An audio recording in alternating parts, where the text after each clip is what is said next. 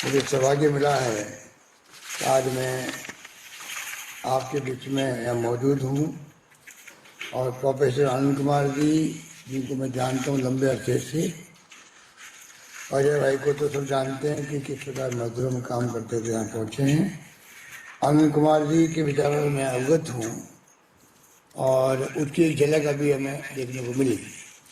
मैं सबसे पहले उनको विश्वास दिलाऊंगा, जो सुझाव उन्होंने दिए हैं वो हमारे लिए बहुत कीमती हैं और मैं वापस उनको रिपीट नहीं करना चाहूँगा समय बचाने के लिए, परंतु हर उनका विचार जो मैंने नोट भी किया है, मैं चाहूँगा कि जगदीश श्रीमाली जी संपर्क में रहें, एक नोट तैयार करें जिससे कि नीति निर्माताओं का, श्रमिकों का, सरकार का समाज स्थापित हो और उद्यमी हो या श्रमिक हो, सरकार हो या श्रमिक हो, उनके रिश्ते कायम ऐसे हों कि उन्होंने जैसा उन्होंने कहा कि देश में एक मिसाल कायम हुआ है और उसी की भावना के अनुरूप अजय माकन जी ने जो कानून बनवाया था अपने वक्त में, मैं जूली साहब से कहना चाहूँगा कि हमें पिछले दिनों में अपनी कोशिश की थी किस प्रकार से पूरी तरह से लागू कर रहे हैं।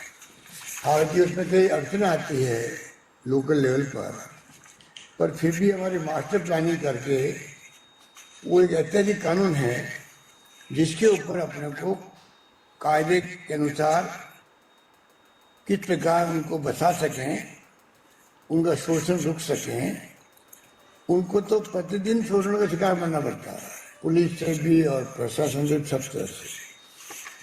तो वो भी कानून कैसे लागू हो रहा है के अंदर, मैं चाहूँगा कि उसके अंदर जूली खुद ही एक कमिटमेंट वाले व्यक्तित्व के धनी हैं, तो मैं चाहूँगा कि वो इस काम को हाथ में लें। बहुत अच्छी बातें कही गई, जो बताया गया कि 6-7% संगठित मजदूर है सिर्फ, बाकी तो असंगठित थे। इसमें सब सारा आया था। अजय माकन ने ठीक कहा कि 67% तक कैसे पहुंचे और वो उसका जवाब यही है, ईंटों को मजबूत कैसे करें। जब गांधी जी के वक्त में, और गांधी जी ने तो 1918 के अंदर ही जब मिल मालिकों को लेके जो शुरुआत करी थी अहमदाबाद के अंदर, धरने दिए थे गांधी जी खुद ने, उस वक्त से एक प्रकार से गांधी जी की भावना देश के सामने आ चुकी थी। किस प्रकार से वो चाहते हैं कि मजदूरों का शोषण रुके, और अनशन भी किए, ट्रिब्यूनल में भी गए, उनको न्याय दिलाया। और जैसा आपने कहा 3 मई 1947 को तो इनसे की स्थापना करने में भी इनकी बड़ी भागीदारी रही।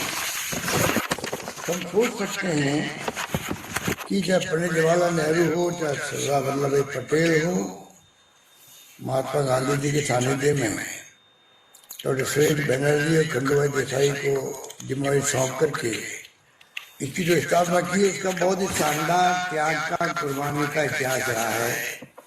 आजादी के बाद में भी जिस प्रकार से लंबे समय तक शासन कांग्रेस का रहा, इसलिए इन तक की जो मांगे होती थी या मजदूरों की भावना होती थी वो पहुंची भी है।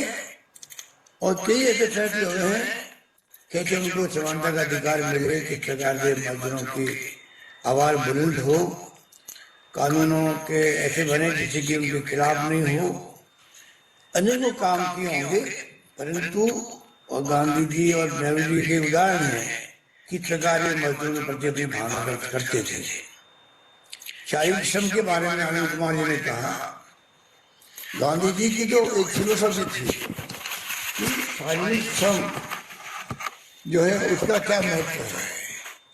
मजदूर के तो हिसाब से है, उनका मानना था कि अगर ये भावना हम लोग भरेंगे लोगों के अंदर तो श्रम की प्रतिष्ठा बढ़ेगी, डिग्निटी ऑफ लेबर, वो ना बहुत आवश्यक है जिंदगी के अंदर कि लेबर की प्रतिष्ठा हो। इसका मतलब अगर उन्होंने मेरे जहाँ तो मैं समझ पाया गांधी को जो मैंने बहुत कम पढ़ा उनको, खाली उनकी जीवनी पढ़ी 2-3 बार, थोड़ा बहुत लिटरेचर पढ़ा होगा, परंतु शारीरिक श्रम को उन्होंने महत्व दिया। अगर आप शारीरिक श्रम किए बगैर खाना खाते हो तो हराम है, और उसके मतलब नहीं था, उन्होंने उसको साथ से जोड़ा कि बिना श्रम किए हुए वो खाना खाता है तो वो उसको डाइजेस्ट नहीं हो पाता पूरी तरह से, तो स्वास्थ्य ठीक नहीं रहता है। और मैं अभी आनंद ले रहा हूँ अपने रूम के अंदर, जब मैं देख रहा हूँ कि हर काम में अपने हाथ से कर रहा हूँ अकेला, तो मुझे लगता है कि ग्रीन लेवल इसे कहते हैं और इससे स्वास्थ्य अच्छा भी रहता है। मुझे कोई जमाने में जो एक्टर गोविंदा है उसने कहा था, एक बार देवानंद साहब को उससे पूछा कि आपके स्वास्थ्य का राज क्या है, तो वो उनके घर बैठे हुए थे, उस वक्त वो कोई उठ के गए थे कुछ चीज लेने के लिए आसपास में, तो उन्होंने कहा ये मेरे स्वास्थ्य का राज यही है, तूने देखा अभी मैंने तुम्हें कुछ नहीं कहा, मैं खुद उठ के गया और वो चीज लेके मैं आया हूँ। अगर आप दिन भर अपना हाथ से काम करो तो शरीर चलेगा, लेकिन वॉकिंग करना क्यों जरूरी है। उसी रूप में अगर आप काम करोगे तो आपको आपका शरीर स्वस्थ रहेगा।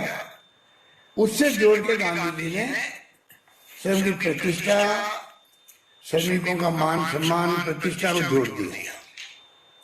वो जमाना था महापुरुषों का, और गांधी गांधी हो गया, एक खजाना है उनके जीवनी का, उनके साहित्य का। लोग नई पीढ़ी को बहुत कट हो गई है, उसको नजदीक लाना पड़ेगा। अगर देश को बचाना है, देश के लोकतंत्र को बचाना है, तो क्या इतिहास था हमारे देश के अंदर आजादी के जमाने का, क्या त्याग बलिदान हुए, कहते साल तक पंडित नेहरू जेलों में बंद रहे, कितने लोग जेलों में बंद रहे थे, लंबा चौड़ा इतिहास है, आजादी पहले का भी, आजादी के बाद का भी। जो जिस बात की हम उसको कैसे नई पीढ़ी तक पहुंचाएं, उसमें हम कमी महसूस करते हैं। और कांग्रेस की भूमिका बड़ी होनी चाहिए, इंटर की भूमिका बड़ी होनी चाहिए, तब जाकर के इस चीज को बचा पाएंगे। वरना जो शक्तियां नाम हिंदू धर्म के नाम पर, सांप्रदायिकता के नाम पर उछाल ले लिया उन्होंने, जिस रूप में हिंदुत्व को एक लहर के रूप में बना दिया कि लोग समझने तैयार ही नहीं है। इस कारण से नरेंद्र मोदी जी को बार बार सफलता मिल रही है। बाकी तो मुझे लगा नहीं कोई उनकी उपलब्धि नहीं है। बंगाल में जो पिटाई हुई है वो इतिहास में दर्ज हो गई है कि इस रूप में टमाटर पिछले 4 महीने देश देख रहा था, 4 महीने से, कि धन बल के आधार पर कुछ भी कर सकते हैं। बोंडा प्रदर्शन हुआ, उसका भी हिंदुत्व के नाम पे भी जो कुछ करना था उन्होंने कर लिया, थोड़ी सफलता उनको मिल गई, परंतु आखिर में ममता बनर्जी ने उनको धूल चटा दी। और राहुल गांधी ने कल कहा बहुत शानदार तरीके से डीबीडी को पीटा गया है। तो मैं समझता हूँ कि अब ग्राफ जो है वो बढ़ना था, वो बढ़ गया है। अब का कोरोना की बात हो, वैक्सीनेशन की बात हो, बंगाल की बात हो, लोग समझ गए कि वास्तव में देश में हो क्या रहा है। इसलिए मैं कहना चाहूंगा कि ये तमाम बातें जो हम कर रहे हैं, काला बाजार की बात भी करी, तमाम एक दूसरे लिंक है। मजदूर को न्याय मिले, ये दिवस कोई मामूली दिवस नहीं है, ये अंतर्राष्ट्रीय मजदूर दिवस है, अंतर्राष्ट्रीय मजदूर दिवस है। क्योंकि हमारे मुल्क में स्टाफ में 3 मई को, इसलिए हमारे लिए अलग महत्व रखता है। पर 1 मई जो है, 1 मई अंतर्राष्ट्रीय मजदूर दिवस का अपना एक महत्व है दुनिया के अंदर। दुनिया के मजदूरों एक हो, अगर ये बात उस जमाने में कही गई तो मैं समझता हूँ आज इसका महत्व है, आज इसका महत्व है। आज जो शोषण हो रहा है मजदूरों का, आज जिस मजदूर ने देश को, दुनिया को बनाया है, उसका मान सम्मान कहाँ होता है। खाली मजदूरी की बात नहीं है, जैसे आनंद कुमार जी ने कहा, उसको न्याय मिले, काम की गरिमा मिले, आनंद मिले, कहने का मतलब क्वालिटी ऑफ लाइफ हो। ये फिलोसफी ध्यान रख करके हमें हमारे देश की नीतियों को, हमारे देश की जो सोच है, सरकार की जो सोच है, उसको बदलना पड़ेगा, बदलवाना पड़ेगा। और इसलिए मैंने कहा सोशल सिक्योरिटी का जमाना आ गया है। जब अभी सोनिया गांधी जी ने प्रधानमंत्री को पत्र लिखा तब भी, और राहुल गांधी जी ने पहले कहा 6,000 रुपये मिलेगा प्रत्येक व्यक्ति को जो गरीब आदमी है। उनके माने यही है कि कम से कम वो गुजारा अपना कर सके डिग्निटी के साथ में हर व्यक्ति। दुनिया के मुल्कों में सोशल सिक्योरिटी बरसों से लागू है कि विकसित राष्ट्र सक्षम थे वो लोग। वहाँ बुजुर्गों के लिए, निःसज्जनों के लिए, युवाओं के लिए जो बेरोजगार हैं, कम से कम आप उतने पैसे दे रहे हो वो अपना जीवन चला सके। रोटी कपड़ा मकान भी पता नहीं क्या, पर रोटी मिल जाए, कपड़ा मिल जाए, इसको जीवन जीने का इतने तो कर रहे हो। और क्या कर रहे हो आप? कोई कुछ लाख 2 लाख नहीं दे रहे महीने के आप। तो कम से कम मिनिमम जो नीड है व्यक्ति को जिंदा रहने की, वो सोशल सिक्योरिटी का टाइम मैं समझता हूँ आ गया है। राजीव गांधी नहीं रही दुनिया में, पर उन्होंने कहा था 21वीं सेंचुरी में लेना देश को। आज हमें कोशिश करनी चाहिए कि हम कैसे इस देश में सोशल सिक्योरिटी लागू करवाएं, सरकार में जवाब दे करके। तब मैं समझता हूँ कि गरीब आदमी में जीना जो है वो कुछ आसान हो सकता है।